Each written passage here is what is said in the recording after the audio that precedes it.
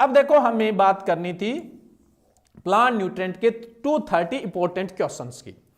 तो अब देखो क्वेश्चन ज्यादा कवर करने हैं, इसलिए मैंने यहां पर पीपीटी यूज नहीं किया। हमेशा मैं पीपीटी यूज करता हूं जिसमें बहुत ज्यादा एक्सप्लेनेशन देने की अपने कोशिश करते हैं, ताकि एक बार क्वेश्चन पढ़ ले तो वो दोबारा कभी आपका पढ़ने की जरूरत न पड़े और कभी गलत होने के चांसेस भी ना रहे।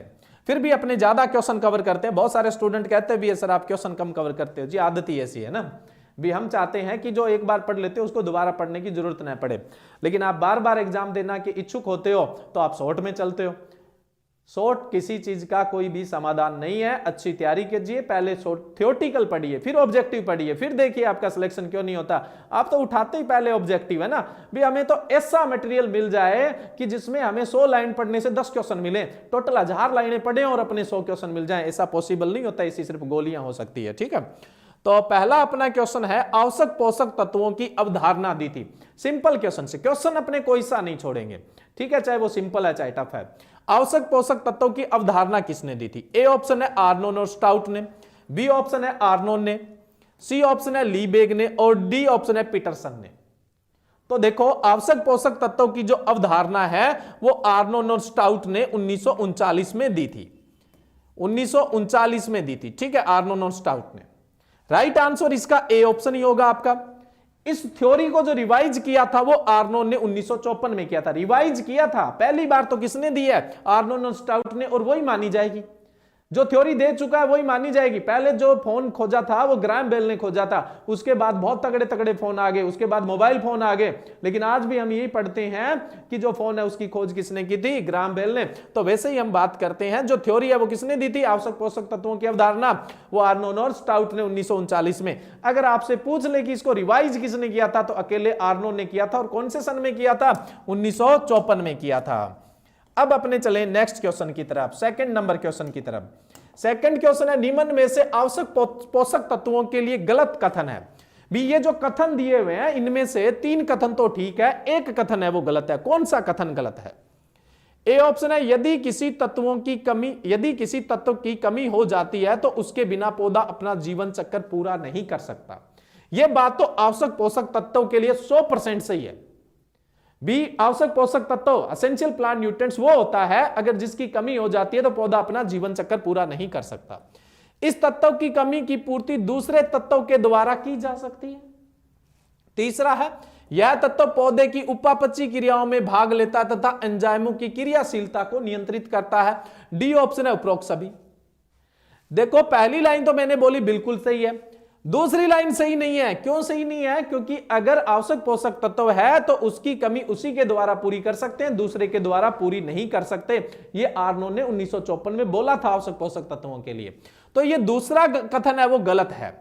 तीसरा जो है, यह तत्व पौधों की उपापचय क्रियाओं में भाग लेता है। आवश्यक पोषक तत्व पौधों की उपापचय क्रियाओं में, मेटाबॉलिक एक्टिविटीज में पार्टिसिपेट करते हैं और एंजाइम सक्रियकरण का काम करते हैं। ये तो सही है। इसका मतलब स्टेटमेंट गलत कौन सा है?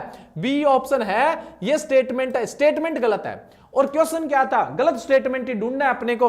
गलत स्टेटमेंट ढूंढना है तो यहां पर गलत स्टेटमेंट हमने ढूंढ लिया, यानी बी ऑप्शन जो है वो यहां पर हमारा राइट आंसर होगा। आंसर राइट बी होगा, क्योंकि गलत स्टेटमेंट ढूंढना था और हमने गलत स्टेटमेंट ये ढूंढ दिया है। ठीक है, नेक्स्ट तीसरा क्वेश्चन है, आवश्यक पोषक तत्वों की संख्या होती है। देखो जिस समय आर्नोन ने थ्योरी रिवाइज की थी उस समय आवश्यक पोषक तत्व कितने थे और बाद में कितने हो गए, दोनों ही मैं बता दूंगा। बट ऑप्शन है 16, बी ऑप्शन 17, सी ऑप्शन 18 और डी ऑप्शन 21। वर्तमान में जो आवश्यक पोषक तत्व है उनकी संख्या है 17, यानी बी ऑप्शन राइट है आपका। कौन सा ऑप्शन राइट है? बी ऑप्शन राइट है। आर्नोन ने जब आवश्यक पोषक तत्वों की जो अवधारणा है उसको रिवाइज किया, पुनः पेश किया, तब 16 बताए थे। 17वां आवश्यक पोषक तत्व आया निकिल। कौन सा आया? निकिल, जो कब जुड़ा था आवश्यक पोषक तत्व की श्रेणी में? 2010 के अंदर जुड़ा था। ठीक है, नेक्स्ट है, क्रियात्मक पोषक तत्वों की संख्या है। क्रियात्मक पोषक तत्वों की संख्या कितनी है? ऑप्शन है 16, बी ऑप्शन है 17, सी ऑप्शन है 18 और डी ऑप्शन है 21। अभी एक बार राइट आंसर बताता हूं, उसके बाद एक्सप्लेन करूंगा अगले क्वेश्चन के बाद। देखो क्रियात्मक पोषक तत्वों की संख्या है 21, डी ऑप्शन राइट है यहां पे। क्रियात्मक पोषक तत्वों की संख्या कितनी होती है? 21। अगला क्वेश्चन है, लाभदायक पोषक तत्वों की संख्या होती है। एक होते हैं आवश्यक, जिसके बगैर पौधा जीवन चक्र पूरा ही नहीं कर सकता। एक होते हैं लाभदायक, है तो भी पौधा जीवन पूरा करेगा, नहीं है तो भी करेगा, बट है तो कुछ ना कुछ फायदा जरूर देके जाएंगे, या तो गुणवत्ता में देके जाएंगे या उत्पादन में देके जाएंगे, तो उनको लाभदायक बोलते हैं। इनकी संख्या कितनी है? 3, 4, 8 और 17। इनकी संख्या होती है 4। कितनी होती है? 4, यानी बी ऑप्शन राइट है। यहां पे बी ऑप्शन जो है वो आपका राइट है। इसमें कौन कौन से? यहां पे कोबाल्ट है, सोडियम है, वेनेडियम है, ठीक है, और उसके अलावा सिलिका है। ये 4 लाभदायक पोषक तत्वों की श्रेणी में रखे गए हैं। वैसे जो यूएसडी है ना, वो तो अभी पता है कितने पढ़ रहे हैं आपको, वो लगभग 11 लाभदायक पोषक तत्व पढ़ रहे हैं, बट हमारी किताबों के हिसाब से हम कितने मान के चलते हैं? 4 ही चलते हैं। तो ये लाभदायक है। हमने आवश्यक कितने बोले? 17। लाभदायक कितने बोले? 4। आवश्यक, ये पौधे में जाके कोई क्रिया करते हैं तभी तो आवश्यक है। ये 4 तभी तो लाभ पहुंचाते हैं जब पौधे में जाके कोई क्रिया करते हैं। तो क्रियात्मक पोषक तत्वों की संख्या कितनी हो गई? 21। क्रियात्मक पोषक तत्व क्या होते हैं? लाभदायक प्लस आवश्यक, या आवश्यक प्लस लाभदायक, उनको अपने क्या बोलते हैं? क्रियात्मक। तो क्रियात्मक पोषक तत्वों की संख्या कितनी हो गई? यहां पर 21 हो गई। ठीक है। नेक्स्ट 6 नंबर क्वेश्चन है, संरचनात्मक पोषक तत्वों की संख्या होती है। A option 3, B option 4, C option 8 और डी ऑप्शन 17। संरचनात्मक है कार्बन, हाइड्रोजन, ऑक्सीजन, तो संख्या कितनी हुई? 3। राइट आंसर कौन सा हुआ? ए ऑप्शन आपका राइट हुआ। ठीक है। नेक्स्ट अपने चले 7 नंबर क्वेश्चन। 7 नंबर क्वेश्चन है, प्राथमिक पोषक तत्वों की संख्या होती है। हम पोषक तत्वों को कौन कौन सी श्रेणी में बांटते हैं? संरचनात्मक, उसके बाद वृहद, उसके बाद सूक्ष्म, ये किस में आते हैं? सब आवश्यक में आते हैं। ठीक है। उसके बाद एक हम बोलते हैं लाभदायक, है ना, लाभदायक, अभी मैंने आपको बताया था। ये जो वृहद होते हैं, फिर हम इनको 2 श्रेणियों में बांट देते हैं, एक किसमें? प्राथमिक, और दूसरा किसमें बांट देते हैं? द्वितीयक में बांट देते हैं। तो यहां प्राथमिक की संख्या पूछी है। प्राथमिक जो पौधे के लिए सबसे महत्वपूर्ण होते हैं, और कोई भी फसल पढ़ते हो आप सिर्फ उनके ही एप्लीकेशन यानी उनको ही देने की बात करते हैं। तो प्राथमिक पोषक तत्वों की संख्या ये है, एनपीके हैं। तो कितनी संख्या होगी? 3। तो राइट आंसर क्या होगा? ए ऑप्शन राइट होगा। ए ऑप्शन आपका राइट होगा। यहां पर प्राथमिक पोषक तत्वों की संख्या 3। अगर आपसे पूछ ले द्वितीय पोषक तत्वों की संख्या, हमने यहां पूछ ही रखा है, तो द्वितीय पोषक तत्वों की संख्या कितनी होगी? द्वितीय कितने होते हैं? कैल्शियम, मैग्नीशियम, सल्फर, ये भी 3 होते हैं। तो 8वें का भी राइट आंसर क्या होगा? ए ऑप्शन राइट होगा। द्वितीय पोषक तत्वों की संख्या कितनी है? 3 है। ठीक है। तो ये यहां पर प्राथमिक भी 3 है, द्वितीयक भी 3 है, तो ये दोनों मिलकर वृहद है। वृहद कितने हो गए? 6। वृहद पोषक तत्व कितने हो गए आपके? 6। संरचनात्मक पीछे पढ़ चुके हो, कितने हो गए? 6 और संरचनात्मक 3, टोटल कितने हो चुके हैं अभी? 9। नेक्स्ट पूछ लिया आपसे सूक्ष्म पोषक तत्वों की संख्या। संरचनात्मक 3, वृहद कितने? 6। वृहद में 3 प्राथमिक और 3 द्वितीयक। अब पूछे हैं सूक्ष्म, सूक्ष्म की संख्या होती है 8। ये टोटल आवश्यक पोषक तत्व कितने हो गए? 17। तो यहां सूक्ष्म पोषक तत्वों की संख्या कितनी होती है? 8 होती है। तो 9वां जो क्वेश्चन है उसका राइट आंसर कौन सा होगा? सी ऑप्शन आपका राइट होगा। यानी जो सूक्ष्म पोषक तत्व है उनकी संख्या कितनी होती है? 8 होती है। नेक्स्ट अगले क्वेश्चन की तरफ अपने बढ़े। निम्न में से गलत कथन चुनना है आपको, है ना। भी यहां पर 4 स्टेटमेंट है आपके सामने, इनमें से एक गलत है, बाकी 3 सही है। पहला ये कहता है संरचनात्मक पोषक तत्व, संरचनात्मक को अपने फ्रेमवर्क न्यूट्रिएंट या स्ट्रक्चरल न्यूट्रिएंट्स भी बोलते हैं। ये कार्बन, हाइड्रोजन, ऑक्सीजन अभी बताया था, इसका मतलब ये तो सही है। वृहद पोषक तत्व nitrogen, phosphorus, potash, sulphur, magnesium, calcium, यहां तक तो ठीक आ रहा है सब, ये मामला गड़बड़ा रहा है। तो ये स्टेटमेंट ही गलत हो गया ना, क्योंकि मैंने वृहद अभी आपको 6 बताया था, वहां से ही क्लियर हो जाता आपके। ये स्टेटमेंट हमने एक तो गलत ढूंढ लिया, और देखते कोई गलत तो नहीं है। प्राथमिक पोषक तत्व या मुख्य पोषक तत्व या प्राइमरी न्यूट्रिएंट एनपीके अभी बताया था, यह भी ठीक है। द्वितीयक पोषक तत्व यानी गौण पोषक तत्व या सेकेंडरी न्यूट्रिएंट्स कैल्शियम, मैग्नीशियम और सल्फर, यह भी ठीक है, अभी बताया था।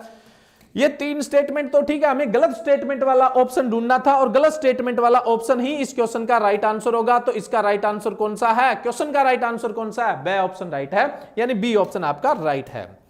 नेक्स्ट चले अपने 11 नंबर क्वेश्चन की तरफ। देखिए 11 नंबर क्वेश्चन है, निम्न में से गलत कथन चुनना है। ये गलत कथन चुनना, सही कथन चुनना बहुत शानदार क्वेश्चन होते हैं। एक क्वेश्चन में बहुत सारी चीजें क्लियर होती है आपकी, और आजकल स्टेटमेंट के क्वेश्चन का प्रचलन चल पड़ा है, इनके लिए तैयार रहना तुम लोग। तो ए ऑप्शन है अपना सूक्ष्म पोषक तत्व, माइक्रो न्यूट्रिएंट या trace elements. Iron, zinc, copper, manganese, molybdenum, boron, निकल, क्रोलिन। मेरे को तो सारे सूक्ष्म ही लग रहे हैं, ये तो स्टेटमेंट ठीक है। अति सूक्ष्म पोषक तत्व, अल्ट्रा माइक्रोन्यूट्रेंट, मोलिब्डेनम, कोबाल्ट, ये भी ठीक है। ये अल्ट्रा माइक्रोन्यूट्रेंट्स क्या है, अति सूक्ष्म पोषक तत्व, आगे क्वेश्चन आएंगे इसके तब बात कर लेंगे अपने, बट ये सही है। तीसरा लाभदायक पोषक तत्व, beneficial plant nutrient, sodium, vanadium, silica, cobalt, ये भी लाइन ठीक है। उपरोक्त में निम्न में से कोई नहीं, हां जी ये ठीक है, निम्न में से कोई सा भी स्टेटमेंट है वो गलत नहीं है, निम्न में से कोई सा भी स्टेटमेंट गलत नहीं है, सारे के सारे सही है। तो हम इसका राइट आंसर क्या करेंगे, द। इन्होंने पूछा गलत कौन सा है, डी ऑप्शन है, गलत कोई सा नहीं है। वास्तव में तीनों सही है, ऊपर वाले कोई सा गलत नहीं हो, ढूंढना कौन सा था, अपने को गलत ढूंढना था। तो यहां पे राइट आंसर कौन सा होगा, डी ऑप्शन आपका राइट होगा। नेक्स्ट है 12 नंबर क्वेश्चन, ऐसे पोषक तत्व जो पौधे में 1 ppm से भी कम पाए जाते उन्हें कहते हैं। देखो, जिनकी पौधे के शुष्क भार के अनुसार, यानी पौधे का कार्बन का भार या राख का भार, उसको शुष्क भार कहते हैं। अगर उस शुष्क पौधे के शुष्क भार के अनुसार किसी पोषक तत्व की सांद्रता 1000 ppm से ज्यादा होती है तो मैक्रोन्यूट्रेंट है, यानी वृहद पोषक तत्व है। और 1000 ppm से कम होती है तो वो सूक्ष्म पोषक तत्व है, यानी ट्रेस एलिमेंट है, यानी माइक्रो न्यूट्रेंट है।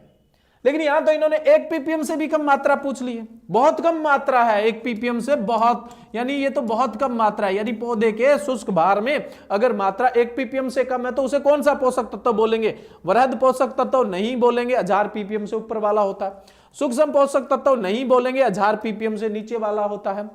अति सूक्ष्म पोषक तत्व या उपरोक्त सभी। तो अब तो आप इसका आंसर तलाश चुके होंगे। अति सूक्ष्म पोषक तत्व बोलते हैं जिसकी पौधे के शुष्क भार के अनुसार सांद्रता 1 ppm से कम होती है ना, तो उसको अल्ट्रा माइक्रो न्यूट्रेंट या अति सूक्ष्म पोषक तत्व बोला जाता है। इस क्वेश्चन का राइट आंसर आपका स ऑप्शन यानी सी राइट है। नेक्स्ट अगले क्वेश्चन की तरफ चलें, अपने 13 नंबर क्वेश्चन देखिए। 13 नंबर क्वेश्चन है, ऐसे पोषक तत्व जो पौधे में 1 मिलीग्राम प्रति ग्राम से अधिक शुष्क भार के अनुसार पाए जाते हैं। यानी पौधे का जो शुष्क भार है वो है 1 ग्राम, ठीक है, और इस 1 ग्राम में जो पोषक तत्व है उसकी मात्रा 1 मिलीग्राम से भी ज्यादा है, 1 मिलीग्राम से ज्यादा, 1 ग्राम में 1000 ग्राम होता है। ऐसे पोषक तत्वों को क्या कहते हैं? ए ऑप्शन है वृहद पोषक तत्व, बी ऑप्शन है सूक्ष्म पोषक तत्व, सी ऑप्शन है अति सूक्ष्म पोषक तत्व, डी ऑप्शन है उपरोक्त सभी।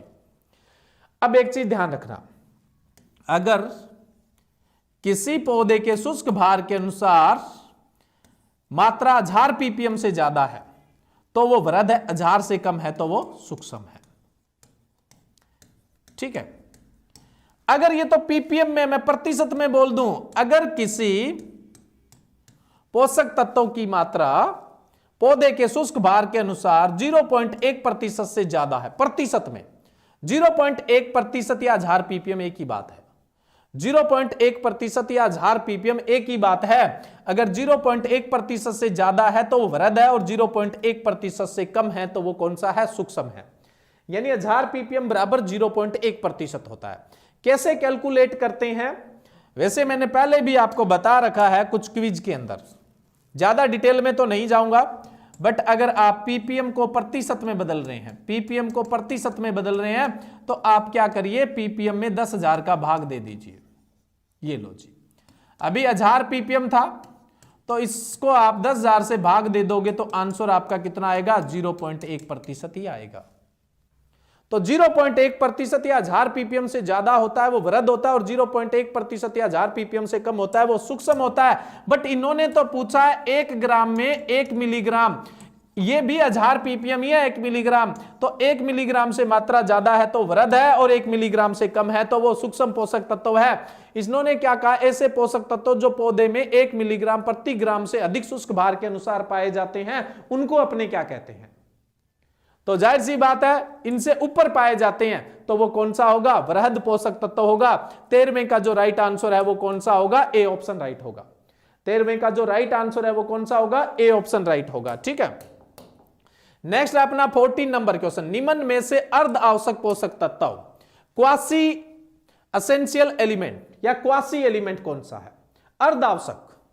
ए ऑप्शन है सोडियम, बी ऑप्शन है वेनेडियम, सी ऑप्शन है सिलिका और डी ऑप्शन है कोबाल्ट। ये चारों लाभदायक में देख बात की थी अभी, है तो लाभदायक। इनमें से एक पोषक तत्व को अपने अर्ध आवश्यक पोषक तत्व बोलते हैं। क्यों बोलते हैं? क्योंकि वो कुछ पौधों के लिए क्या होता है, आवश्यक होता है, और बाकी सबके लिए लाभदायक की तरह काम करता है।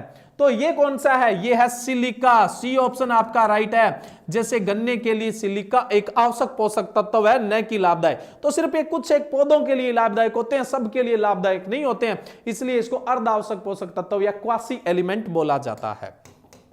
नेक्स्ट अपने बात करें 15 number question, 15 number question, 15 number. आज तो हिंदी मीडियम वाले खुश हो रहे होंगे ना, सारे के सारे हिंदी के क्वेश्चन है, ठीक है।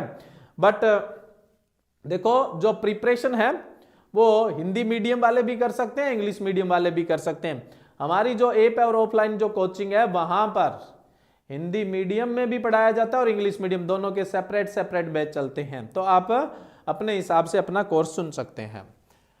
15 नंबर क्वेश्चन है, लाभदायक पोषक तत्वों की अवधारणा किसने थी? लाभदायक की पूछिए यहाँ पे। ए ऑप्शन है आर्नोन, बी ऑप्शन है स्टाउट, सी ऑप्शन है निकोलस, डी ऑप्शन है डिकेंडोली। तो लाभदायक पोषक तत्वों की अवधारणा निकोलस ने दी थी, सी ऑप्शन राइट है ना। और आर्नोन और स्टाउट का मैंने आपको बता ही दिया था, आवश्यक पोषक तत्वों की अवधारणा दी थी ना। नेक्स्ट अपने बात करें 16 नंबर क्वेश्चन, निकिल को आवश्यक पोषक तत्वों की श्रेणी में कब शामिल किया गया था? थोड़ी देर पहले ही आपको बताया है, 2010 में किया गया था। तो 16वें क्वेश्चन का जो राइट आंसर होगा वो कौन सा ऑप्शन राइट होगा? ए ऑप्शन राइट होगा। नेक्स्ट है 17 नंबर क्वेश्चन, अर्ध आवश्यक तत्व शब्द किसने दिया था? अभी बताया था अर्ध आवश्यक तत्व क्या है, ये शब्द किसने दिया था? ए ऑप्शन है एपिस्टीन एंड ब्लूम, बी ऑप्शन है स्टाउट, सी ऑप्शन है निकोलस और डी ऑप्शन है डिकेंडोली। तो जो अर्ध आवश्यक पोषक तत्व शब्द है वो एपिस्टीन और ब्लूम ने दिया था। इस क्वेश्चन का भी राइट आंसर कौन सा है? ए ऑप्शन आपका राइट होगा। नेक्स्ट चले अपने 18 नंबर क्वेश्चन में से, फिर वही कथन वाला क्वेश्चन है। निम्न में से गलत कथन आपको चुन के देना है और वो इस क्वेश्चन का राइट ऑप्शन होगा, ठीक है। ए ऑप्शन है मृदा में गतिशील पोषक तत्व है मोबाइल न्यूट्रेंट। मिट्टी में जो जल में घुलनशील है वही गतिशील है, ठीक है, पौधों को जल्दी मिल जाता है। जो पानी में कम घुलनशील है वो कम गतिशील है, जो घुलता ही नहीं है वो अगतिशील है, पौधे उसको लेने में बड़ी समस्या आती है। तो मृदा में गतिशील nitrate, sulphate, borate, chlorine, manganese. मृदा में कम गतिशील पोषक तत्व less mobile, ammonia, potash, calcium, magnesium, copper. मृदा में अगतिशील डाइहाइड्रेट फास्फेट, मोनोहाइड्रेट फास्फेट और जिंक। मृदा में बहुत गतिशील पोषक तत्व नाइट्रेट बहुत गतिशील है, पोटास, बोरिक एसिड, जिंक और मैग्नीज।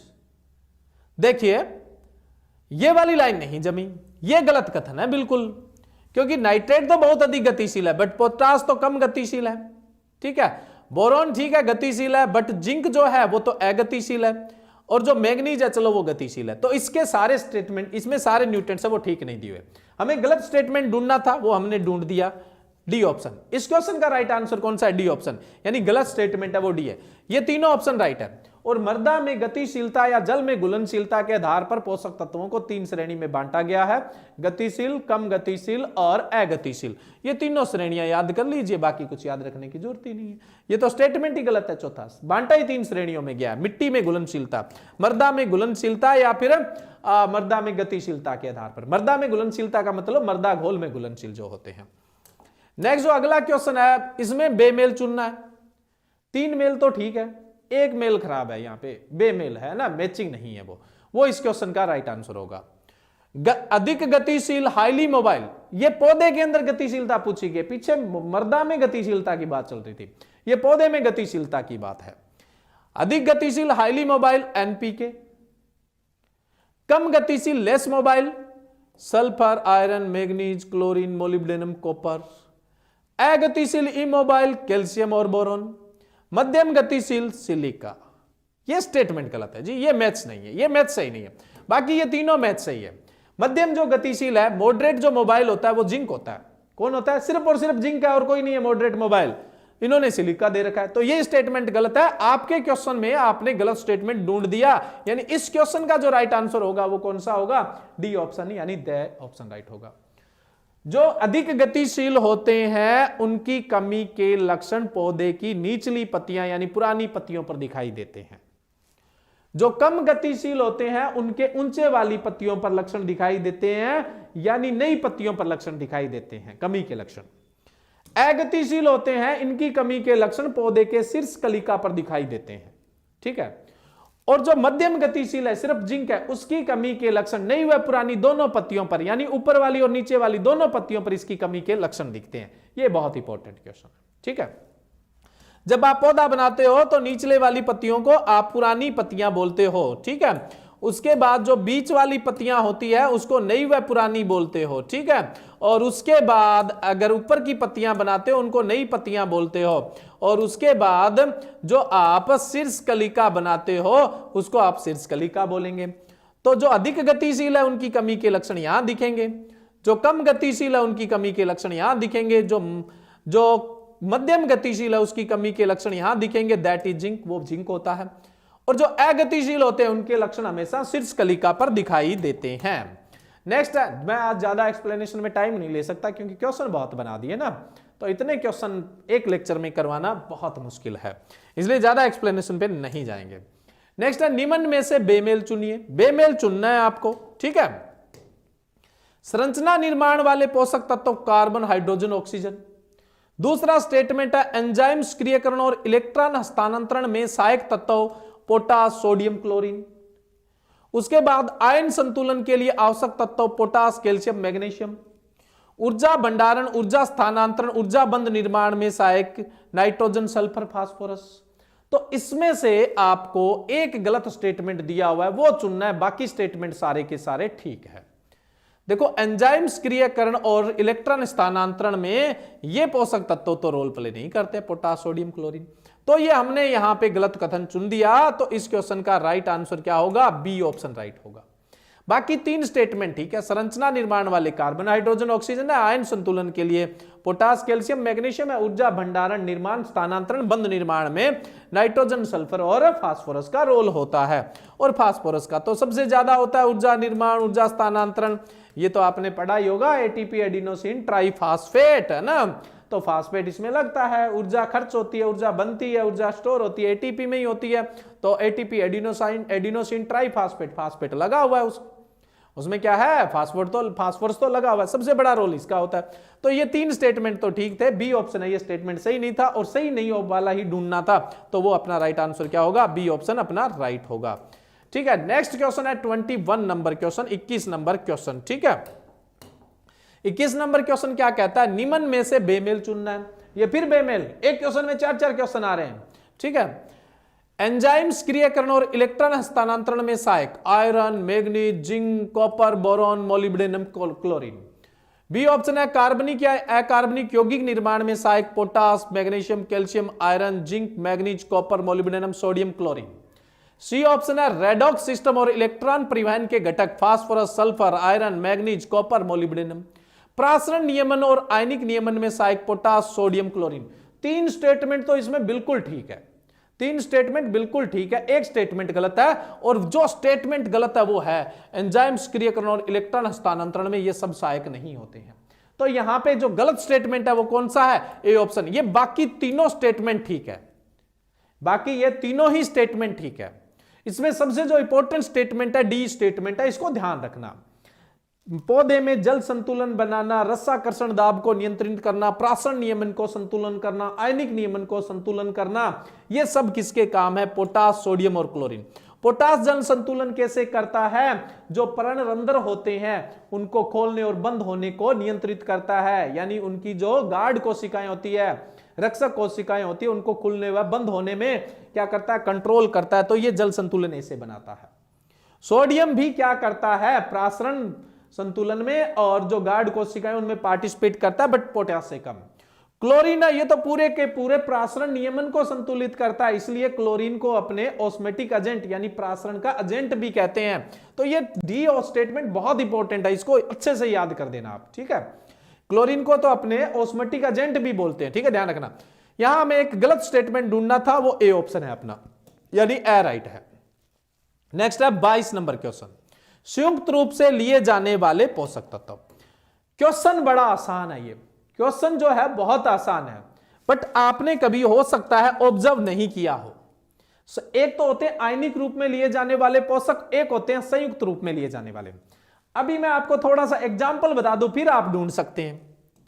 पोटास अकेला ही लिया जाता है, पोटास है वो अकेला ही लिया जाता है, ठीक है, उसके साथ किसी तरह की कोई मिलावट नहीं होती है। नाइट्रोजन कभी अकेला नहीं लिया जाता, या तो नाइट्रेट अवस्था में लिया जाता है या अमोनिया अवस्था में लिया जाता है।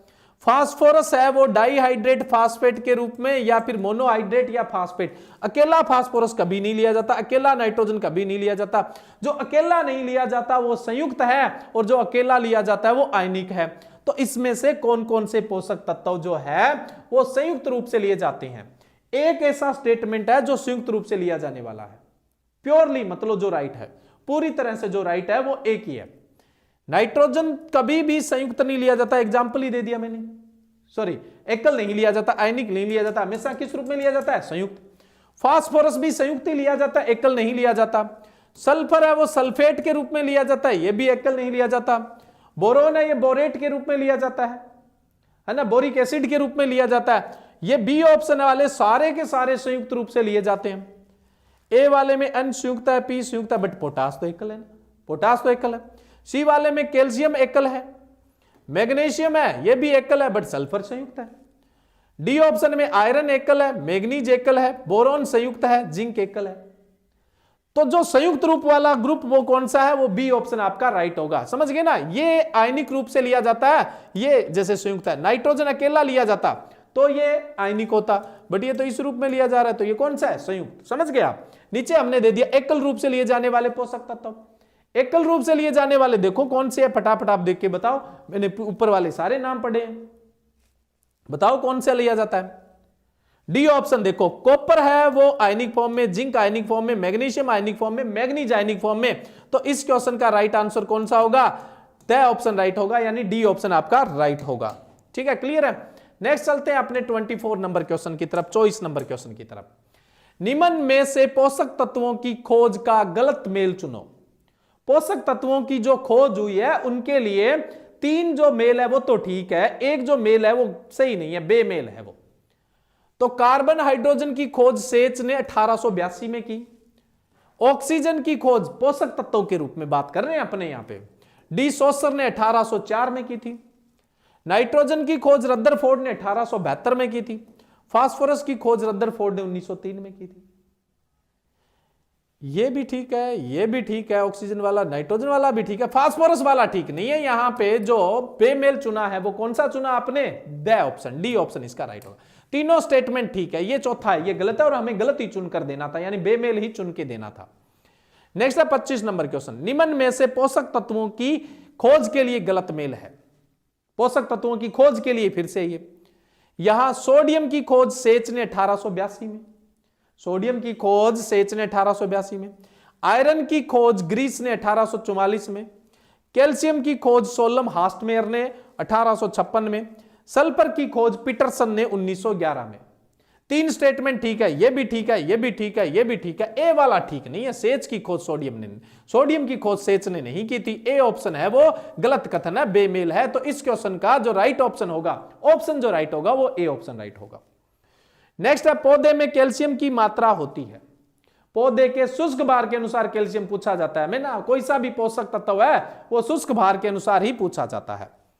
तो कैल्शियम की जो मात्रा होती है पौधे में शुष्क भार के अनुसार 14,000 ppm, 20,000 ppm, 5,000 ppm, 2,000 ppm। तो बताइए यहां पे राइट आंसर क्या होगा? कैल्शियम की जो पौधे में सांद्रता होती है शुष्क भार के अनुसार वो 5,000 ppm होती है। यहां पे राइट आंसर क्या होगा? सी ऑप्शन राइट होगा। कौन सा राइट होगा यहां पर? सी ऑप्शन आपका राइट होगा। ठीक है, नेक्स्ट अपने क्वेश्चन की तरफ चलते हैं, 27 नंबर, 27 नंबर क्वेश्चन की तरफ।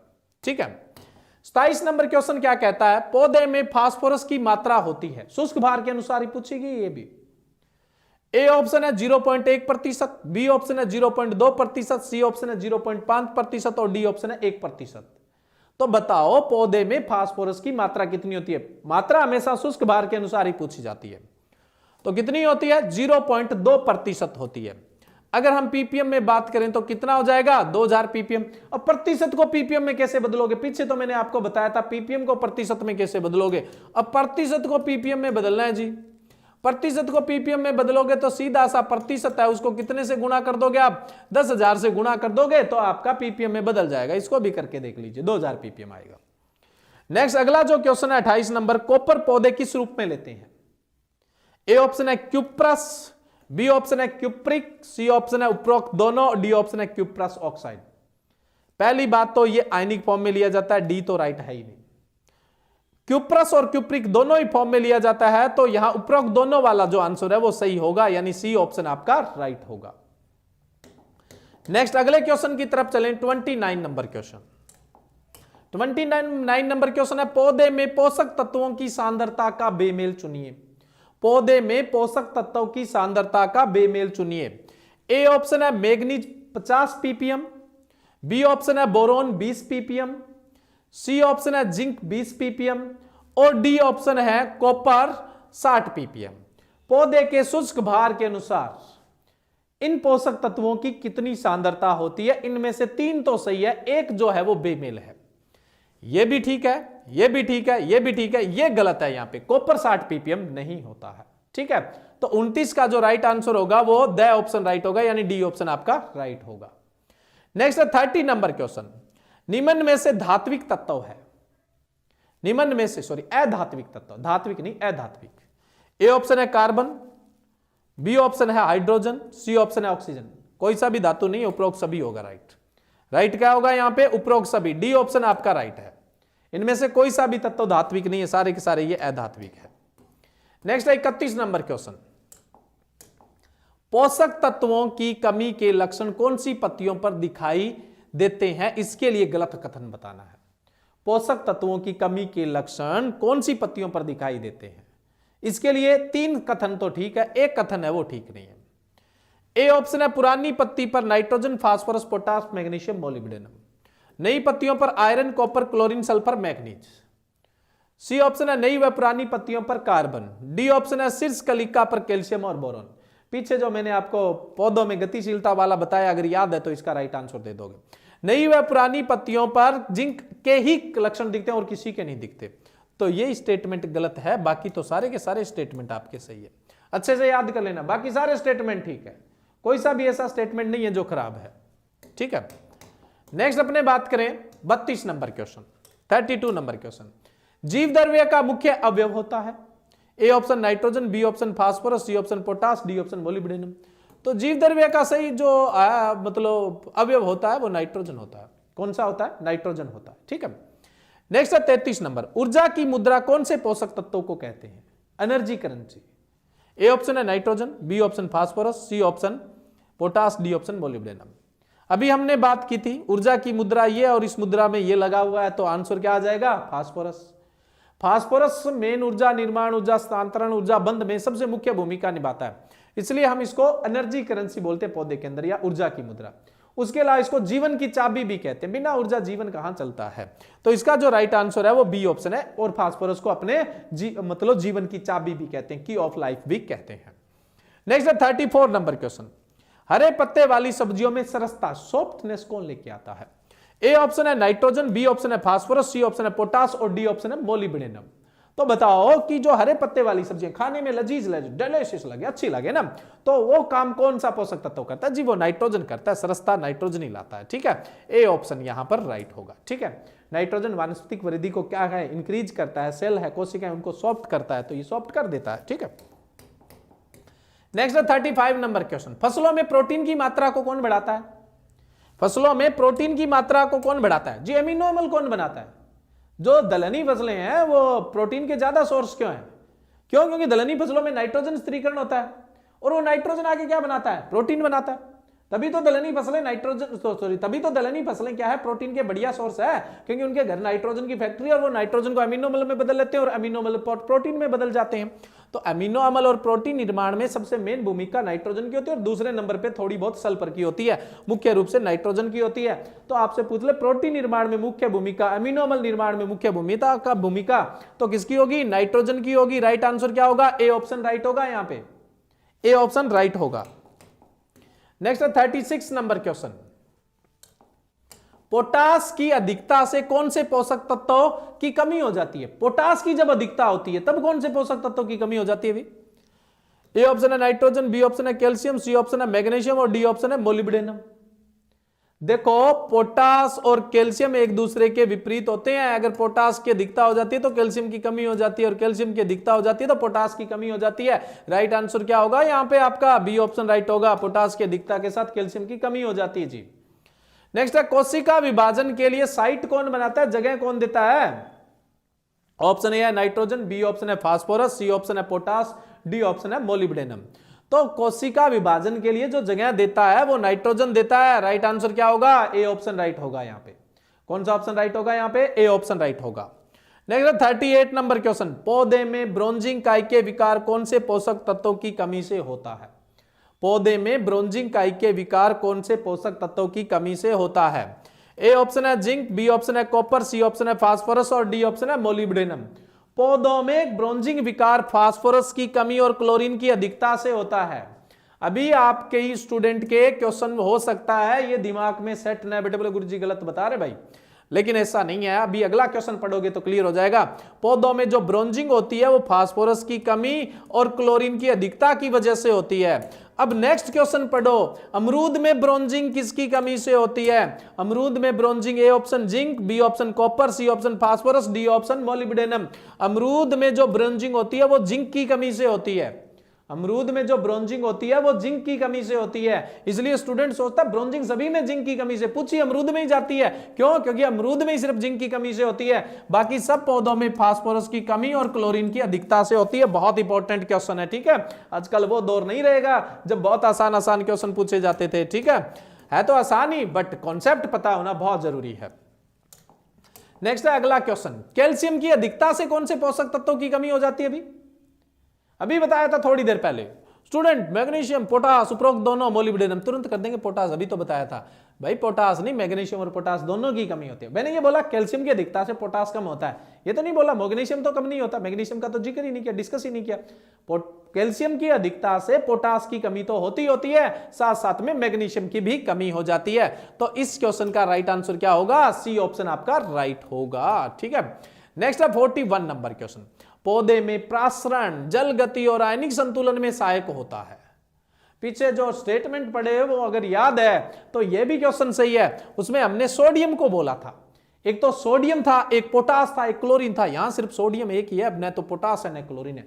मुख्य रोल तो किसका कौन प्ले करता है? क्लोरीन, तभी तो हम इसको ऑस्मेटिक एजेंट बोलते हैं। बट क्लोरीन ऑप्शन में नहीं है तो कौन सा है? सोडियम है भाई। सी ऑप्शन यहां पर राइट होगा।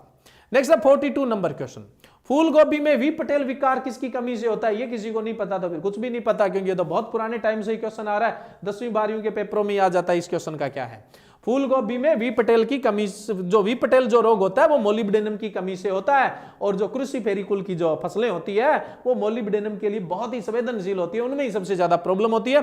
तो 42 नंबर क्वेश्चन का राइट आंसर कौन सा होगा? यहाँ पे बी ऑप्शन आपका राइट होगा। नेक्स्ट है 43 नंबर क्वेश्चन, कैल्शियम की अधिकता से कौन से पोषक तत्वों की कमी हो जाती है? क्वेश्चन रिपीट हो गया, ऑप्शन भी ठीक नहीं है, इसको छोड़ दीजिए, 43 नंबर को छोड़ दीजिए। नेक्स्ट है 44 नंबर क्वेश्चन, सीधा 44 पे चलिए, एक क्वेश्चन छोड़ दो, कोई बात नहीं, बढ़ा देंगे आगे। नेक्स्ट अपने बात करें 44 नंबर क्वेश्चन, ट्रिप्टोफान संश्लेषण में सहायक है। ट्रिप्टोफान, ये ट्रिप्टोफान क्या बोला है भाई? ट्रिप्टोफान ऑक्सीजन का प्रीकर्सर है, आगे जाके ऑक्सीजन बनाएगा, यानी ऑक्सीजन का पूर्वगामी है, आगामी है। ये ट्रिप्टोफान होगा तभी ऑक्सीजन बनेगा, नहीं तो ऑक्सीजन नहीं बनेगा। तो ट्रिप्टोफान वो रसायन है जो ऑक्सीजन बनाता है, यानी ऑक्सीजन का जो अग्रक होता है, प्रीकर्सर जो होता है, उसके अलावा इसको और क्या बोलते हैं? पूर्वगामी भी बोलते हैं। तो ये ट्रिप्टोफान है। और ट्रिप्टोफान के निर्माण में सहायक पोषक तत्व कौन सा है? A option zinc, B option nickel, C option copper, D option silica. तो ट्रिप्टोफान के निर्माण में जो सहायक होता है वो जिंक होता है जी, ए ऑप्शन राइट है आपका, ठीक है। नेक्स्ट अगला क्वेश्चन है, आलू में ट्यूबराइजेशन में सहायक है। आलू ही नहीं, कोई सी भी कंद वाली फसल है उसमें ट्यूबराइजेशन के लिए सहायक पढ़ लो, वो भी एक ही बात है। ए ऑप्शन है क्लोरीन, बी ऑप्शन है निकल, सी ऑप्शन है सोडियम और डी ऑप्शन है सिलिका। कोई भी कंद वाली फसल है उसमें ट्यूबराइजेशन को जो बढ़ाता है वो सोडियम, ये यही लाभ पहुंचाता है। और सोडियम कंद वाली फसलों के लिए ही, और उसके अलावा कंद वाली फसलों के लिए तो है ही है लाभदायक, तंबाकू के लिए भी लाभदायक होता है। तो इस क्वेश्चन का राइट आंसर कौन सा होगा? सोडियम राइट होगा। नेक्स्ट 46 नंबर क्वेश्चन, नींबू जाति के पौधों में किस पोषक तत्वों की कमी से पत्तियां पीला धब्बा रोग लगता है? येलोइंग डिजीज भी बोलते हैं, पीलिया रोग भी बोलता है। कौन से पोषक तत्वों की कमी से होता है जी? ए ऑप्शन है कोबाल्ट, बी ऑप्शन है मोलिब्डेनम, सी ऑप्शन है सोडियम और डी ऑप्शन है सिलिका। यह भी अपने आप में एक इंपॉर्टेंट क्वेश्चन है, कई बार पूछा गया है। तो नींबू वर्गीय पौधों में पीलिया जो रोग है या पीला धब्बा जो रोग है वो मोलिब्डेनम की कमी से होता है, और चाय में जो पीलिया रोग है येलोइंग है वो सल्फर की कमी से होता है। ध्यान रखिएगा, ठीक है, चाय में सल्फर की कमी से, और यहां किसकी कमी से? मोलिब्डेनम की कमी से दिख रहा है ना। नेक्स्ट अगला क्वेश्चन है, पौधे में रसाकर्षण दाब को बढ़ाता है। पौधे में रसाकर्षण दाब को बढ़ाता है।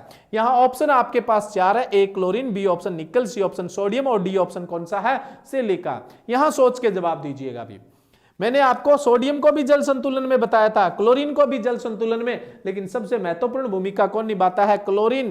तो इस क्वेश्चन का राइट आंसर क्या होगा? A option. इस तरह की क्वेश्चन है, इस तरह से आंसर, यानी मुख्य भूमिका देखनी पड़ती है फिर, है ना।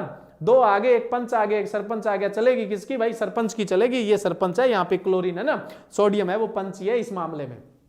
तो 47 का जो राइट आंसर है वो कौन सा राइट है? ए ऑप्शन राइट है। नेक्स्ट अपने बात करें 48 नंबर क्वेश्चन। 48 नंबर जो क्वेश्चन है, क्लोरोफिल निर्माण में सहायक है। क्लोरोफिल निर्माण में सहायक है, निर्माण में सहायक है, ये पूछा है सिर्फ आपसे। A option chlorine, B option nickel, C option sodium और डी ऑप्शन आयरन। पहले आंसर बता देता हूं जी, सहायक आयरन होता है, डी ऑप्शन राइट है। द सहायक है वो आयरन भी है, मैग्नीज भी है, और कुछ हद तक सल्फर भी सहायक होता है।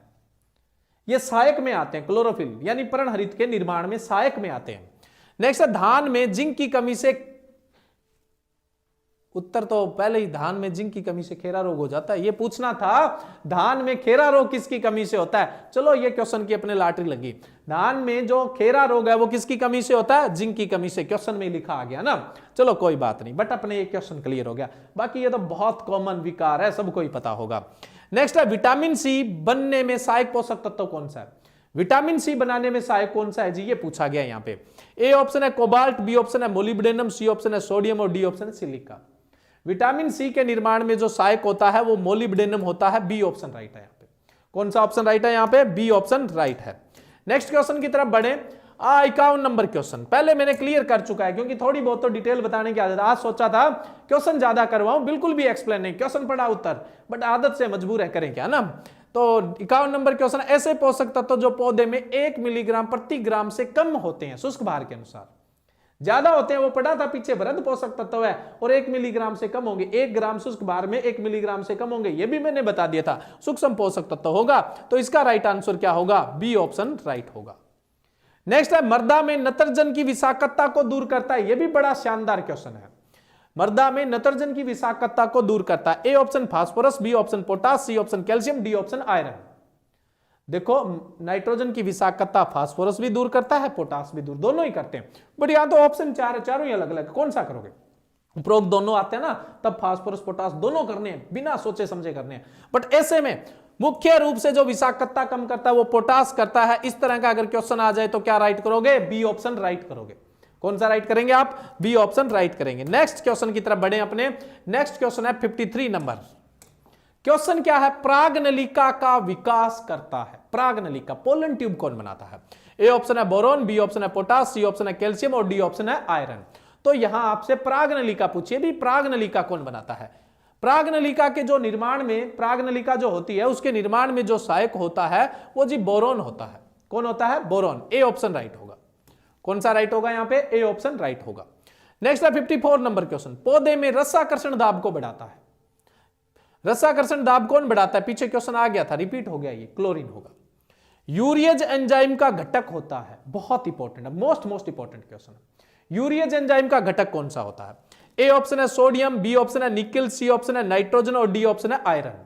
तो यूरियज एंजाइम का जो घटक होता है वो निकिल होता है, और इसी कारण से तो इसे आवश्यक पोषक तत्वों की श्रेणी में रखा गया। दोस्तों ये यूरियज एंजाइम का घटक है, और ये घटक बहुत जरूरी है, तभी यूरियज एंजाइम एक्टिवेट होगा, तभी यूरिया अमोनिया बनेगा, नाइट्राइट बनेगा और नाइट्रेट बनेगा और पौधों को मिलेगा। इसलिए इसको आवश्यक पोषक तत्वों की श्रेणी में रखा है। बी ऑप्शन राइट है इसका। नेक्स्ट है रोग व कीटों के प्रति प्रतिरोधक क्षमता उत्पन्न करता है। इतना नाम लेते ही पोटास आंसर आ जाता है। भी पौधों में रोग प्रतिरोधक क्षमता कौन उत्पन्न करता है? पोटास। बट ऑप्शन में पोटास है ही नहीं दोस्तों। देखो यहां क्या है? Silica, nickel, molybdenum, zinc. अब कौन सा राइट करेंगे?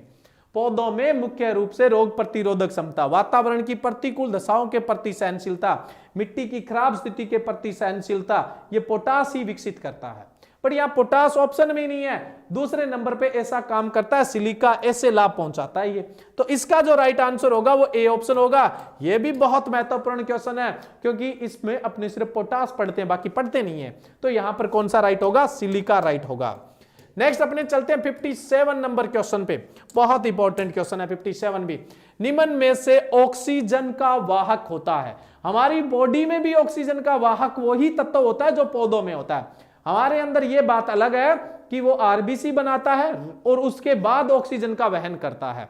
बट पौधों में तो जल में घुलनशील अवस्था में ही ऑक्सीजन का वहन करता है। जी वो तत्व कौन सा है? ए ऑप्शन है नाइट्रोजन, बी ऑप्शन है फास्फोरस, सी ऑप्शन है आयरन और डी ऑप्शन है मैग्नीशियम। तो जो ऑक्सीजन का वाहक है वो कौन होता है? आयरन होता है, चाहे जंतु है चाहे पौधे हैं। तो इस क्वेश्चन का राइट आंसर क्या होगा? सी ऑप्शन राइट होगा। नेक्स्ट, राइजोबियम जीवाणुओं द्वारा नाइट्रोजन स्थिरीकरण की क्रिया में सहायक होता है। ए ऑप्शन है यहां पे कोबाल्ट, बी ऑप्शन है सिलिका, सी ऑप्शन है सोडियम और डी ऑप्शन है वेनेडियम। तो जो लेग्यूम फसलें हैं, दलहनी फसलें हैं, उनमें नाइट्रोजन स्थिरीकरण को कौन बढ़ाता है? कोबाल्ट बढ़ाता है। विटामिन बी12 बनाता है ये। विटामिन बी12 लेग हीमोग्लोबिन बनाता है। लेग हीमोग्लोबिन बनाता है। लेग हीमोग्लोबिन से गांठें बनती है और उन गांठों का गुलाबी रंग भी लेग हीमोग्लोबिन के कारण होता है। इन गांठों में राइजोबियम जीवाणु रहता है। ये राइजोबियम जीवाणु नाइट्रोजन स्थिरीकरण करता है। तो किसने बढ़ाया नाइट्रोजन स्थिरीकरण? कोबाल्ट ने बढ़ाया। किसने बढ़ाया? कोबाल्ट। विटामिन बी12 को साइनोकोबालामिन या साइनोकोबेलिडियम बोलते हैं। साइनोकोबालामिन या फिर क्या बोलते हैं? साइनोकोबेलिडियम बोलते हैं। तो साइनोकोबाला, साइनोकोबेले, ये दो नाम एक ही नाम है, साइनोकोबालामिन और साइनोकोबेलिडियम। तो विटामिन बी12 में कोबाल्ट होता है और एकमात्र ऐसा विटामिन है जिसमें कोई धातु होता है, इसलिए विटामिन बी12 को धात्विक विटामिन भी कहते हैं। विटामिन बी12 को धात्विक विटामिन भी कहते हैं और इसमें कोबाल्ट धातु पाया जाता है। हमें भी विटामिन बी12 की प्रतिदिन 2.4 माइक्रो मिलीग्राम की आवश्यकता होती है, ठीक है। लेकिन हमें यह पौधों से नहीं मिलता है, पौधे में किसी में नहीं पाया जाता, दलहनी फसलों की जड़ों में पाया जाता, उसको हम खाते नहीं। तो ये हमें दूध, दही, घी, अंडा, मांस उनसे मिलता है। जो शाकाहारी लोग हैं उनको दूध, दही, घी इनसे मिल जाता है, बाकी जो मांसाहारी लोग हैं उनको अंडा, मांस से भी मिल जाता है। बट अपना सवाल था इनमें से नाइट्रोजन स्थिरीकरण मुख्य रूप से कौन बढ़ाता है? कोबाल्ट बढ़ाता है, ठीक है। नेक्स्ट क्वेश्चन, कोशिका के स्फीति दाब को नियंत्रित कौन करता है? जी क्लोरीन ही करता है। जल संतुलन में सबसे जो मेन काम करता है वो कौन करता है? क्लोरीन करता है। कौन करेगा यहां पर ये काम? क्लोरीन ही करता है। नेक्स्ट है, पौधे की निचली पत्तियों पर वी आकार की क्लोरोसिस के लक्षण किसकी कमी से दिखाई देते हैं? बड़ा ही अच्छा सा क्वेश्चन है ये ना, बहुत ही सिंपल है। अगर ये नहीं आता तो अभी प्लांट न्यूट्रिएंट्स बहुत पढ़ने की जरूरत है आपको। ये निचली पत्तियां हैं, इन पर अगर पीले रंग की वी शेप की अगर ऐसे धब्बे आ जाते हैं, यानी पर्णहरित है वो मर जाते हैं, है ना, क्लोरोसिस यानी हरी माइनता हो जाती है ऐसे, तो ये कमी किसकी कमी दर्शाता है? नाइट्रोजन की कमी दर्शाता है। तो 60वें क्वेश्चन का राइट आंसर क्या हो जाएगा? ए ऑप्शन आपका राइट हो जाएगा। नेक्स्ट मैं बढ़ूं अगले क्वेश्चन की तरफ। 61 नंबर क्वेश्चन है ना। आज आपको बड़ी खुशी हो रही होगी क्योंकि मैंने कभी इतने क्वेश्चन एक साथ एक ही लेक्चर में करवाए नहीं है ना, आज हो रहे हैं। नेक्स्ट है, पौधे में विटामिन सी व शर्करा के संश्लेषण में कौन सा सहायक है? सी का तो पीछे पूछ लिया था, इसने शर्करा और जोड़ दिया। एक चीज और आपको बता दी, अगर आपको सी वाला याद है तो मोलिब्डेनम था। तो विटामिन सी और शर्करा के संश्लेषण में जो सहायक होता है वो कौन होता है? मोलिब्डेनम होता है। नेक्स्ट अगला जो क्वेश्चन है, देखो मैं बहुत सारों में ऑप्शन नहीं बोलता, रीड आउट कर लिया करो फटाफट, जितनी देर मैं बोलता रहता हूं। बोलता तो काम की चीज हूं, ऐसे तो नहीं बोलता जी लाइक करिए 5000 लाइक आने दो, है ना, ऐसा तो कुछ नहीं है। शेयर करिए, वो तो आपको बढ़िया लगेगा तो कर देंगे, नहीं बढ़िया लगा तो कोई बात नहीं है ना, कहीं बिना देखे डिसलाइक कर देते हैं तो अपने को क्या प्रॉब्लम है ना, तो वो कोई दिक्कत नहीं है। बट हाँ ठीक है, लाइक और जो आपके कमेंट आते हैं वो कोई भी क्रिएटर होता है उसको मोटिवेट करते हैं। कोई भी क्रिएटर, मैं नहीं, कोई भी क्रिएटर है तो आप उसको लाइक करते हैं और उसका कमेंट करते हैं, अच्छे अच्छे कमेंट करते हैं, तो वो क्या होते हैं, मोटिवेट होते हैं और ज्यादा। देखो वैसे तो कहानियां नहीं सुनानी चाहिए ज्यादा। अगर किसी के घर खाना खाने जाते हो, चाहे स्वाद बने या नहीं बने, ये बोलो बड़ा स्वाद खाना है, क्योंकि अगली बार आओगे तब और स्वाद मिलेगा, उससे इंप्रूवमेंट मिलेगा, क्योंकि आपने प्रशंसा की है। आप बोल दोगे इसमें तो नमक कम है, मिर्च कम है, अगला बोलेगा यार एक तो इसको खाना खिला रहे ऊपर से नखरे कर रहा है ये, है ना। तो समझ गए आप। तो ठीक ठाक लगे तो भी अगले का लाइक कर देना चाहिए, मेरे वाला करो ना करो वो तो बाद की बात है, बट कर देना चाहिए। हाँ बेकार लगे, गलत इंफॉर्मेशन है या अफवाहों में भटका रहे हैं, तब अपने को ये डिसलाइक जैसे, या अदरवाइज जिस चीज से अपने को कोई मतलब ही नहीं है उसको इग्नोर करो ना। क्यों डिसलाइक और क्यों आप उस पर कमेंट या अपनी ऊर्जा, कई बार तो यूट्यूब पे कमेंट पे लोग लड़ पड़ते हैं आपस में ना, ऐसा नहीं करना होता। तो यहाँ है साइटोक्रोम, फेरेडोक्सिन और हीमोग्लोबिन का मुख्य अवयव है। साइटोक्रोम, फेरेडोक्सिन और हीमोग्लोबिन का मुख्य अवयव है। इंपॉर्टेंट क्वेश्चन है। ए ऑप्शन है फास्फोरस, बी ऑप्शन है पोटास, सी ऑप्शन है आयरन, डी ऑप्शन है मोलिब्डेनम। तो देखो साइटोक्रोम, फेरेडोक्सिन और हीमोग्लोबिन का जो मुख्य अवयव होता है वो आयरन होता है। राइट आंसर क्या है यहां पे, सी ऑप्शन राइट है। इंपॉर्टेंट है ये भी, ये मोस्ट इंपॉर्टेंट है, हो सकता है मोस्ट ऑफ स्टूडेंट को ये क्वेश्चन आता ही हो। ब्रेसिका जाति यानी सरसों की पत्तियों का प्याले नुमा किसकी कमी से हो जाता है। जो ब्रेसिका जाति है उसकी जो पत्तियां होती है ना ऐसे घूम सी जाती है। अब मैं डायग्राम तो नहीं बना सकता, इमेज मैंने आज ली नहीं है, जब मैं 10-15 क्वेश्चन करवाता हूं तब तो उसकी जड़ तक जाता हूं तो बताता हूं। पत्तियां ऐसे पीली भी हो जाती है और घूम के ऐसे प्याले नुमा हो जाती है, कौन से पोषक तत्वों की कमी से होता है। ए ऑप्शन है मैग्नीज, बी ऑप्शन है जिंक, सी ऑप्शन है सल्फर, डी ऑप्शन सिलिका करना, सिलिका कर लो ना, ये ऑप्शन राइट है। यहां पे 4 ऑप्शन है।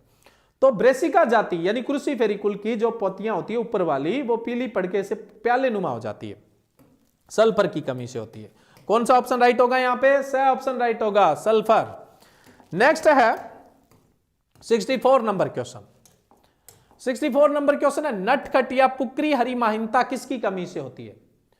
नटखट पुक्री हरिमाहिनता को अंतःशिरा हरिमाहिनता कहते हैं। इंटरवेनाइल क्लोरोसिस, अब तो दोस्तों बता ही दीजिए। पत्तियां होती है ज्यादातर पुरानी पत्तियों की, सिराएं तो गहरे हरे रंग की रहती है, जो बीच वाला भाग होता है वो पीला पड़ जाता है।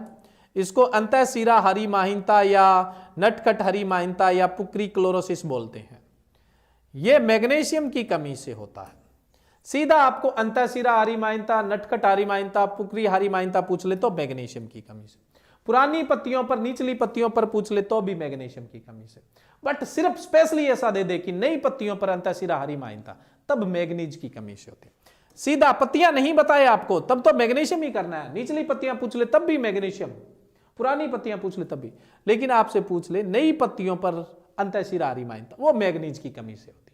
ठीक है, ये विशेष अंतर आपको ध्यान रखना है। नेक्स्ट है एडिनोसिन ट्राइफॉस्फेट। वैसे देखो हरिमाहिनता जो होती है ना, अभी एक क्वेश्चन डाला था मैंने, वो क्वेश्चन आएगा तब बताऊंगा मैं आपको। ठीक है, हाँ। नेक्स्ट है एडिनोसिन ट्राइफॉस्फेट का आवश्यक अवयव है। 2 बार आ गया क्वेश्चन, अब आंसर नहीं दिया तो फिर कभी नहीं दे सकते। आवश्यक घटक कौन सा है, फास्फोरस है ना, एडिनोसिन ट्राइफॉस्फेट, फास्फेट ही आवश्यक। आयरन के अवशोषण को कौन बढ़ाता है जी, आयरन का जो अवशोषण है उसको कौन इंक्रीज करता है, कौन बढ़ाता है। ए ऑप्शन है कॉपर, बी ऑप्शन है जिंक, सी ऑप्शन है नाइट्रोजन और डी ऑप्शन है कार्बन। तो जो आयरन का अवशोषण होता है उसको जो बढ़ाने का काम करता है, वो आयरन का अवशोषण जो करेगा वो कॉपर करेगा ना। यहाँ पर इसका जो राइट आंसर होगा वो ए ऑप्शन राइट होगा, यानी कॉपर होता है वो आयरन के अवशोषण को बढ़ाता है। नेक्स्ट है 67 नंबर। पौधे में विटामिन ए केरोटीन के निर्माण में वृद्धि करता है। विटामिन ए बोले तो केरोटीन, रेटिनोल भी बोल देते हैं। वास्तव में तो केरोटीन होता है, ये विटामिन ए का पूर्वगामी होता है। ये आगे चल के क्या बनाएगा, विटामिन ए बनाएगा। और विटामिन ए को रेटिनोल बोलते हैं। क्या बोलते हैं आप, रेटिनोल बोलते हैं। ठीक है, तो केरोटीन भी विटामिन ए की तरह ही काम करता है, इसलिए आप केरोटीन को भी विटामिन ए बोल सकते हैं। तो इसके वृद्धि कौन करता है, इसके निर्माण की वृद्धि या इसके संश्लेषण को कौन बढ़ाता है। ए ऑप्शन है कॉपर, बी ऑप्शन है जिंक, सी ऑप्शन है नाइट्रोजन, डी ऑप्शन है कार्बन। तो कॉपर है वो विटामिन ए का निर्माण करता है, तो यहां पर राइट आंसर कौन सा होगा? आपका ए ऑप्शन राइट होगा, यानी कॉपर है वो कैरोटीन का निर्माण करता है। नेक्स्ट है फसलों में गुणवत्ता में वृद्धि करता है, क्वालिटी कौन बढ़ाता है? A option sulphur, B option iron, C option potash, D option sodium. गुणवत्ता बोले तो पोटास, गुणवत्ता बोले तो किसका नाम आएगा? पोटास का नाम आएगा। ठीक है, क्लियर है। नेक्स्ट है 69 नंबर क्वेश्चन।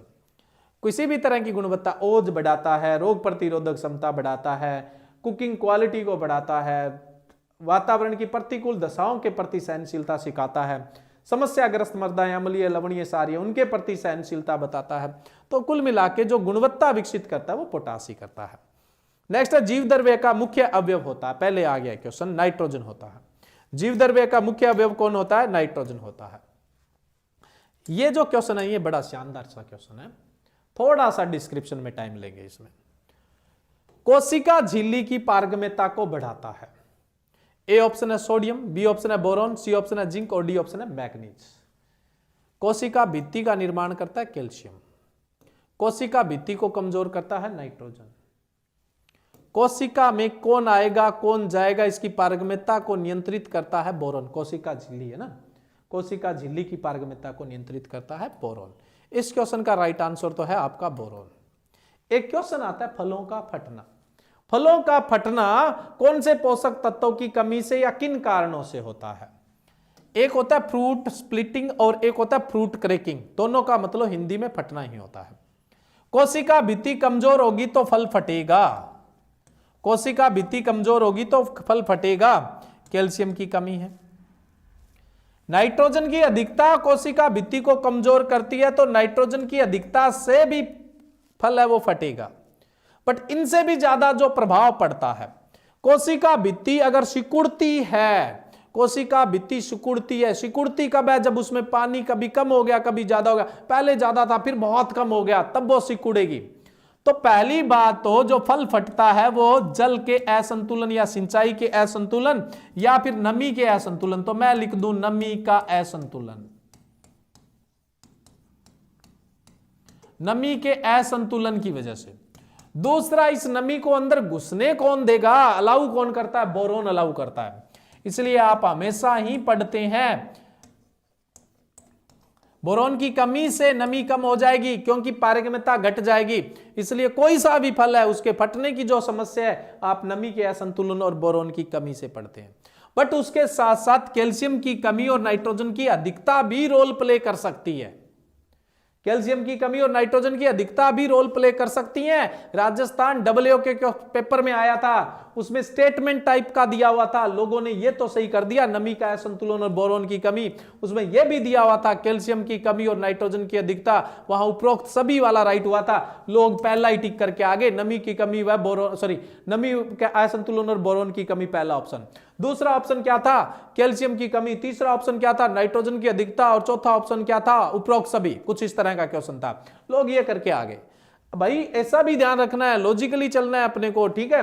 नमी का असंतुलन और बोरोन की कमी तो मुख्य कारण है, बट नाइट्रोजन की अधिकता और कैल्शियम की कमी भी कारण बन सकता है, ध्यान रखना है आपको। नेक्स्ट है अपने क्रूसीफेरी व एलियेसी कुल की फसलों में गंध किसके कारण आती है? ए ऑप्शन है कॉपर, बी ऑप्शन है कोबाल्ट, सी ऑप्शन है जिंक और डी ऑप्शन है सल्फर। जैसे प्याज में आप खुशबू पढ़ते हो एलाइल प्रोपाइल डाई सल्फाइड। मूली यानी क्रूसीफेरी कुल का आइसोथायोसाइनाइड के कारण चरचरापन होता है। लहसुन में जो गंध आती है वो एलाइल डाई सल्फाइड के कारण आती है। कुछ इस तरह से पढ़ते हो, ये सल्फाइड सब में आ रहा है। सल्फाइड बोले तो सल्फर। जितनी भी क्रूसीफेरी कुल की फसलें हैं, चाहे सरसों है, चाहे तारा मीरा है, चाहे राई है, भूरी सरसों, काली सरसों, गोभी वर्गीय सब्जियां, फूल गोभी, पत्ता गोभी, गांठ गोभी है ना, ब्रोकली, ब्रूसलस स्प्राउट, उसके अलावा मूली, सलजम, ये तो है क्रूसीफेरी की। एलियेसी का दूसरा नाम एमारिलिडियेसी। इससे है प्याज, लहसुन, लीक, सैलूट, इनके अंदर भी गंध आती है। प्याज तो पता ही है, लहसुन तो दो कॉमन है, लीक सैलूट तो चलो छोड़ दो, आपको नहीं पता होगा। तो इनमें जो गंध आती है वो सल्फर युक्त पदार्थ के कारण आती है। तो इस क्वेश्चन का राइट आंसर क्या होगा? सल्फर होगा। नेक्स्ट है चारे की फसलों के लिए महत्वपूर्ण है। चारा जितना हरा हरा होगा उतना ही पशुओं के लिए लजीज होगा। ये हरापन इनमें से सबसे ज्यादा कौन बढ़ाता है? ये मैग्नीशियम बढ़ाता है। क्यों बढ़ाता है अभी बताऊंगा मैं आपको। इस क्वेश्चन का आंसर ध्यान रखो, चारे की फसलों के लिए महत्वपूर्ण है तो कौन सा है? मैग्नीशियम है। नेक्स्ट है, पौधों में प्रतिकूल परिस्थितियों को सहन करने की क्षमता उत्पन्न करता है। पीछे 2 बार बता चुका हूं, पोटास करता है, हालांकि क्वेश्चन नहीं रिपीट हुआ है, दूसरे क्वेश्चन में ही बता देते हैं अपने ना। तो पोटास की वजह से। पौधों में की ऑफ लाइफ, जीवन की चाबी किसे कहते हैं? यह भी पीछे बता चुका हूं, फास्फोरस को। पर्णहरित का मुख्य भाग होता है, यह क्वेश्चन आ गया, इसको जरूर एक्सप्लेन करेंगे, छोड़ेंगे नहीं भैया ना। तो पर्णहरित का मुख्य भाग होता है, ऑप्शन है मैग्नीज, मैग्नीशियम, जिंक और आयरन। पीछे मैंने बताया था पर्णहरित निर्माण में सहायक आयरन, मैग्नीज और सल्फर सहायक है, ये अवयव नहीं है। अवयव कौन कौन से हैं? देखो,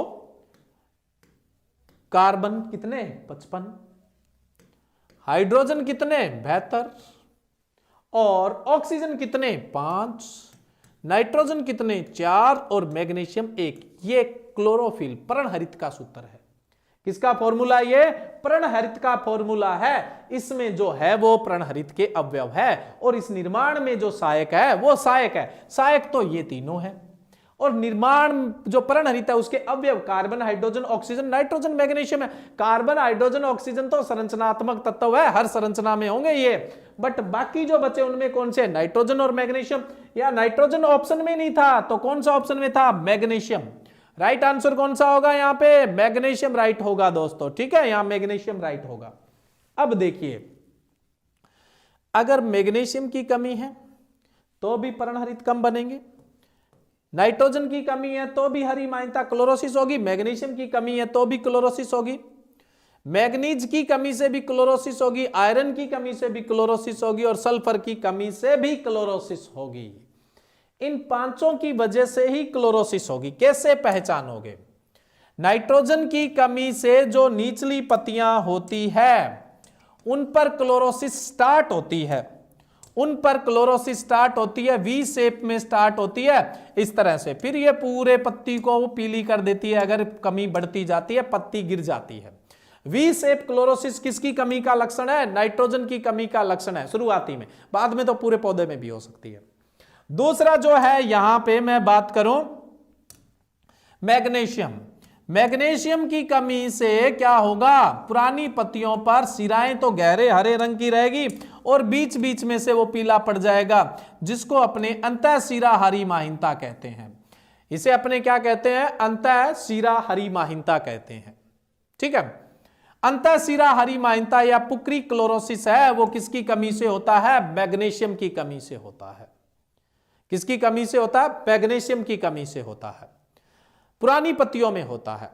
और ये जो मैग्नीशियम की कमी से अंतःशिरा हरिमाहीनता होती है, ये क्रूसीफेरी में देखने को मिलती है, सेब में देखने को मिलती है और सोलेनेसी कुल की फसलों में देखने को मिलती है। मैग्नीशियम की कमी से अंतःशिरा हरिमाहीनता या पुक्री क्लोरोसिस या इंटरवेनाइल क्लोरोसिस सोलेनेसी कुल की फसलों में, क्रूसीफेरी की कुल की फसलों में और सेब में देखने को मिलती है। याद रखना, बहुत इंपॉर्टेंट है। नेक्स्ट अपने बात करें मैग्नीज, ऊपर की जो पत्तियां होती है, नई पत्तियां होती है, उनमें अंतःशिरा हरिमाहीनता मैग्नीज की कमी से देखने को मिलती है, बहुत कम पौधों में देखने को मिलती है। आयरन की कमी से क्या होता है? जो ऊपर की पत्तियां होती है उनमें हरिमाहीनता होती है। मैग्नीज की कमी से तो अंतःशिरा हरिमाहीनता होती है, और आयरन की कमी से ऊपरी पत्तियों में हरिमाहीनता तो होती है लेकिन सफेद रंग लिए होती है, श्वेत हरिमाहीनता होती है। मूंगफली इसका सबसे बढ़िया उदाहरण है। मूंगफली में जो हरिमाहीनता होती है वो आयरन की कमी से होती है, ऊपर की पत्तियां श्वेत रंग लिए हुए पीली दिखती है, तो उसको श्वेत हरिमाहीनता या व्हाइट क्लोरोसिस बोलते हैं। ये आयरन की कमी से होता है, याद रखिएगा। ये सल्फर की कमी से धब्बेदार हरिमाहीनता देखने को मिलती है और नई पत्तियों में देखने को मिलती है, स्पेकल्ड टाइप की देखने को मिलती है, ठीक है, धब्बेदार हरिमाहीनता देखने को मिलती है। तो अब आपसे कभी भी क्लोरोफिल का अवयव पूछ ले तो नाइट्रोजन, मैग्नीशियम, बाकी CHO कार्बन, हाइड्रोजन, ऑक्सीजन तो पूरे पौधे का 96% भाग बनाते हैं, ये तो संरचनात्मक तत्व है ही, ठीक है। सहायक कौन से होते हैं? Iron, manganese, sulphur. अवयव कौन से हैं? Nitrogen, magnesium. इनकी कमी से क्या होगा? हरिमाहीनता तो होगी। तो 75 क्वेश्चन अब तक हम डिस्कस कर चुके हैं। अब देखो टोटल हमें कितने क्वेश्चन डिस्कस करने हैं? 230। कल ये इसके जो बाकी क्वेश्चन है अगले जितने 75, 100 जितने भी होंगे, 3 लेक्चर में ये सारे मैं क्वेश्चन पूरे कर दूंगा। और कोई सा भी एक क्वेश्चन आपका बाहर नहीं जाएगा। अगर कोई क्वेश्चन बचेगा तो इस तरह के क्वेश्चन बचेंगे जो डेटा से रिलेटेड है ना। चलो ठीक है, आज के इस लेक्चर में बस इतना ही। नेक्स्ट अगले लेक्चर में जो बचा हुआ है वो पार्ट। Thank you.